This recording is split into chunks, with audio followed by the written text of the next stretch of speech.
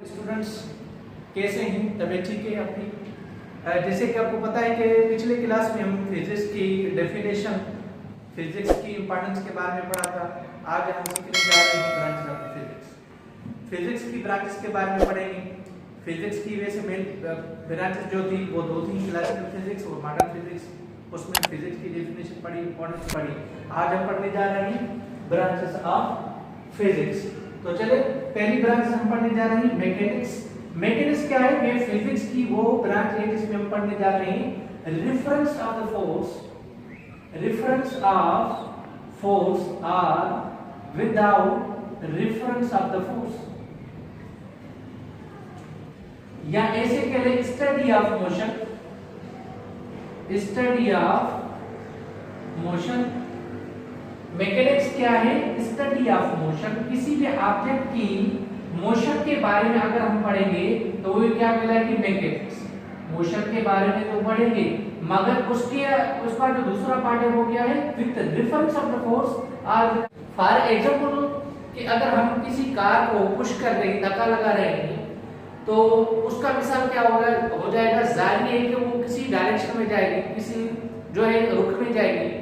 ठीक है, वो गाड़ी किसी ना किसी रुख में जाएगी, ईस्ट या वेस्ट या नॉर्थ या साउथ डायरेक्शन में जाएगी। इसका मतलब क्या है कि जिस डायरेक्शन हम फोर्स लगा रहे हैं तो उसका कोई ना कोई रेफरेंस जरूर होगा।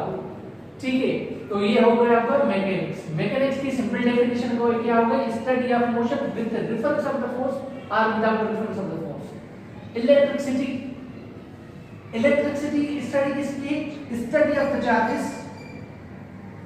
Study of the electricity. हम किसके बारे में पढ़ने जा रहे हैं? Study of the charges. Charges के दो अकसाम होती है। कितनी अकसाम होती है? दो होती है। एक होती है प्लस और एक होती है माइनस। चार्जेस के कितने अकसाम है? दो अकसाम, एक प्लस एक माइनस। अगर चार्जेस सेम होंगी तो वो आपस में क्या करेंगे? रिपेल करेंगे। चार्जेस सेम होंगी तो रिपेल होगा, रिपल्जन होगा। अगर चार्जेस डिफरेंट होंगी तो वो क्या होगी? अट्रैक्शन पैदा होगी। यानी ये सिंपली तय हो गया कि इलेक्ट्रिसिटी क्या है? Study of the charges. Charges के बारे में हम पढ़ेंगे एंड देयर प्रॉपर्टीज। उसकी प्रॉपर्टीज क्या है? अगर सेम चार्जेस होंगी तो रिपेल करेंगे, अगर डिफरेंट चार्जेस होंगी तो अट्रैक्ट करेंगे। तीसरी ब्रांच है इलेक्ट्रोमैग्नेटिज्म। इलेक्ट्रो का मतलब क्या है? इलेक्ट्रो का सिंपली मतलब क्या है? चार्जेस। इलेक्ट्रो का मतलब सिंपली क्या है? चार्जेस। और मैग्नेट का मतलब क्या है? मैग्नेट। मैग्नेटिज्म का मतलब क्या है? मैग्नेट। अगर हम सिंपली इसकी study of charge and magnet. ठीक है, तो चार्ज और मैग्नेटिज्म को मिला के हम एक ही ब्रांच बनी है कि electromagnetism. Study of charge and magnet and their principles and law involve in it. अगर हम चार्ज के बारे में पढ़ेंगे, मैग्नेट के बारे में पढ़ेंगे तो वो क्या हो जाएगा? आपका इलेक्ट्रोमैग्नेटिज्म। ठीक है, न्यूक्लियर फिजिक्स। न्यूक्लियर फिजिक्स, ये न्यूक्लियर जो वर्ड है वो न्यूक्लियस से लिया गया है। इसकी अगर हम सिंपल डेफिनेशन ऑफ न्यूक्लियस क्या हो जाएगा? Study of nucleus is called nuclear physics and their properties and structure. इसकी प्रॉपर्टीज क्या है और इसका स्ट्रक्चर क्या है? अगर हम सिंपली इसका स्ट्रक्चर बनाना चाहें तो ऐसे बनेगा। अगर ये इसका सेंटर पॉइंट जो है वो क्या कहलाएगा? न्यूक्लियस कहलाएगा। ठीक है, इसके करीब ही प्रोटॉन है और न्यूट्रॉन। न्यूट्रॉन के ऊपर 0 चार्ज है और प्रोटॉन के ऊपर प्लस चार्ज है। और ये इलेक्ट्रॉन है, ये क्या करता है? रिवॉल्व करता है, रिवॉल्व अराउंड द एटम। ये कंप्लीट जो स्ट्रक्चर है एक एटम का बन गया। अगर हम इस न्यूक्लियस के बारे में पढ़ेंगे, स्टडी करेंगे तो वो क्या कहलाएगा? आपका न्यूक्लियर फिजिक्स। न्यूक्लियस के ऊपर भी प्लस चार्ज है due to proton. Atomic physics, अभी अभी मैंने स्ट्रक्चर बनाया एटम का। इसका स्टडी ऑफ एटम, अगर हम सिंपल डेफिनेशन इसकी ले ले, स्टडी ऑफ एटम। अगर एटम के बारे में हम स्टडी करेंगे वो क्या कहलाएगा? Atomic physics. Properties and structure. Atom के बारे में पहले साइंटिस्ट ने जिसने बताया था वो था डेमोक्रिटस। उसने बताया था कि एटम एक छोटा सा जरा है, उसको हम तकसीम नहीं कर सकते। उसके बाद में मॉडर्न थ्योरी आई थी। मॉडर्न थ्योरी ने कहा कि एटम को हम तकसीम कर सकते हैं इलेक्ट्रॉन, प्रोटॉन, न्यूट्रॉन में, जैसे कि मैंने ये स्ट्रक्चर आपको बताया। Solid state physics. Solid state physics क्या है? Study of solid material, study of solid material and their property. हम सॉलिड ऑब्जेक्ट्स के बारे में स्टडी करें, मुताला करें, उसको क्या कहेंगे? Solid state physics. और सॉलिड के दो ऑब्जेक्ट्स होते हैं, दो अक़साम होती हैं, एक होता है एमॉर्फस और दूसरा होता है क्रिस्टलाइन सॉलिड। क्रिस्टलाइन सॉलिड उसको कहते हैं दो substance which have a regular shape, ऐसा सब्सटेंस, ऐसी अशिया जिसको एक रेगुलर शेप हो, जिसको अपनी शक्ल हो, उसे क्या कहेंगे? क्रिस्टलाइन सॉलिड कहेंगे, जैसे कि सोडियम क्लोराइड हो गया, ठीक है।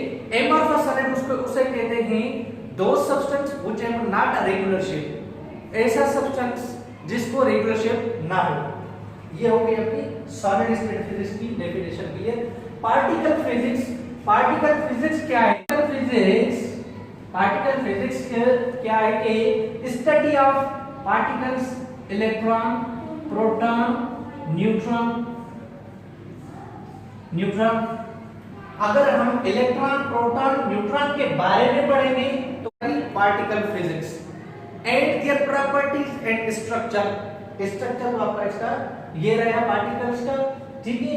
और इसकी प्रॉपर्टीज क्या है? इसकी प्रॉपर्टीज ये है कि इलेक्ट्रॉन के ऊपर कौन सी चार्ज है? माइनस। प्रोटॉन के ऊपर कौन सी चार्ज है? प्लस। और इसके ऊपर न्यूट्रॉन के ऊपर चार्ज कौन सी है? जीरो।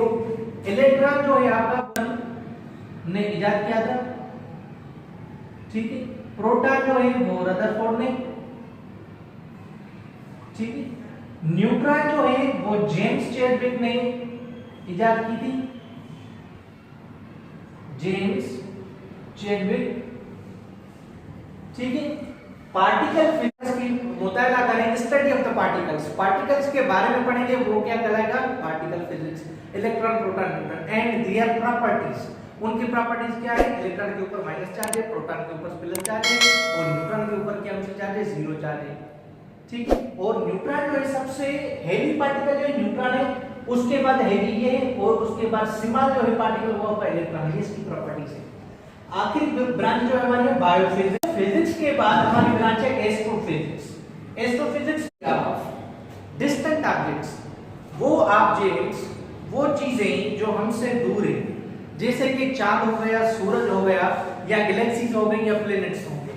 अगर उसके बारे में हम मुताला करेंगे तो वो आपका क्या कहलाएगा? एस्ट्रोफिजिक्स।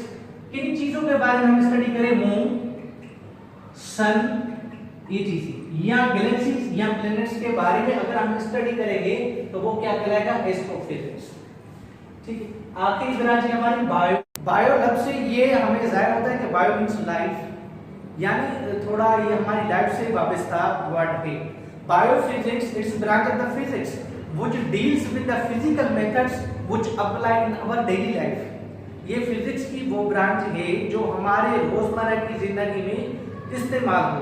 जैसे कि हमारी रोजमर्रा की जिंदगी में बायोलॉजिकल जो फिजिकल मेथड्स हैं वो कौन से इस्तेमाल होते हैं? सीटी स्कैन, एक्सरे, अल्ट्रासाउंड वगैरह हमारे हॉस्पिटल्स वगैरह में ये इस्तेमाल होते हैं।